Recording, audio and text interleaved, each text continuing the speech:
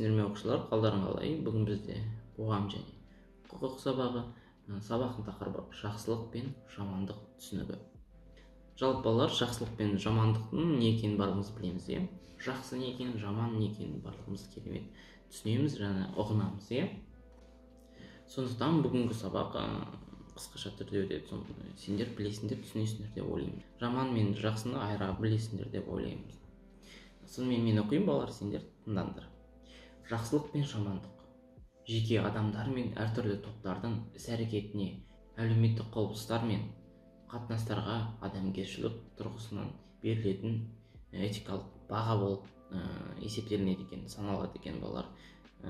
Ғылыми түрде түсіндірілетін болса, жақсылық деп белгілі бір қоғам не белгілі бір топ адамгершілік деп танып жалпыға өнеге ететін іс-қимылдарды айтады, яғни жақсылық жасау, жақсы істер жасау. Жамандық деп керісінше адамгершілікке лайықсыз деп танылатын іс-әрекеттерді айтады. Осы екі ұғымның мәнін түсіндіру, олардың арақатынастарын айыра білуді іздеу барлық халықтар арасында ерте кезден-ақ басталған. Мысал келтіретін болсақ, ислам дінінде жақсылық пен жамандықтың адамның өз ниетіне байланыстылығы айтылады, иә? Мұхаммед пайғамбар кімді қаласаң ардақтайсың да, кімді қаласаң қорлайсың деп айтқан екен. Жалпыға бірдей қабылданған адамгершілік қағидаға жат жамандық іс-әрекеттер қай уақытта да этикалық тұрғыдан айыпталынады, яғни жаманды жаман деп айтады ғой халық.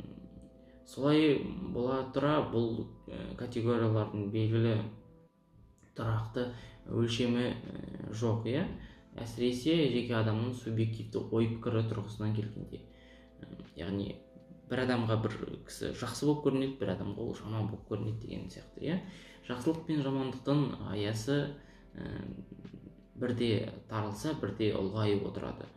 Қатыстылық жағынан біреуге игілік болып көрінген іс, әрекет өзге біреуге қиянат болып, жаңа айтып өткендей, сондай-ақ керісінше, біреуге қиянат болып көрінген әрекет біреуге игілік болып көрінеді, Мұндай салыстырмалы түрде жақсылық пен жамандықтың неғұрлым айқын да анық бағасы қалай болғанда да жақсылықтың жағымы жамандықтың жағымсыз құбылыс екендігінде.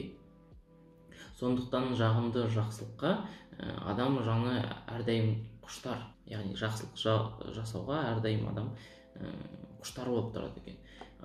Қазақ халқының дәстүрлі дүниетанымында жақсылық пен жамандық мәңгілік тақырыпқа айналып, өнегелі іс пен өмірлік мәселелерде жақсылық алғы кезекке қойылған.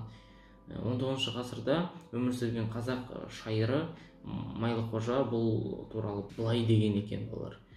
Жақсылық отқа күймес, суға батпас, гауһартас жарық қылмай жерде жатпас деген. Қолдан келсе етіңіз жақсылықты еткендер жаман таппас деп айтқан екен Майлықожа кезінде. Қазақ даласының шыққан ұлы ойшылдар Қорқыт Ата, Әбу Насыр әл-Фараби, Қожа Ахмет Яссауи, Жүсіп Баласағұни, Абай тағы басқа халқымыздың дәстүрлі дүниетанымындағы жақсылық, ізгілік ұғымдарына терең мән беріп, оларды әлемдік философиядағы түсініктер деңгейінде қарастырды.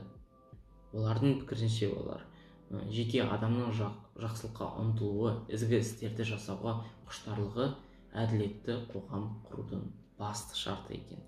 Яғни әрдайым жақсы іс жасауға ұмтылыңдар, соған балалар құштар болыңдар әрдайым, жақсылық жасауға.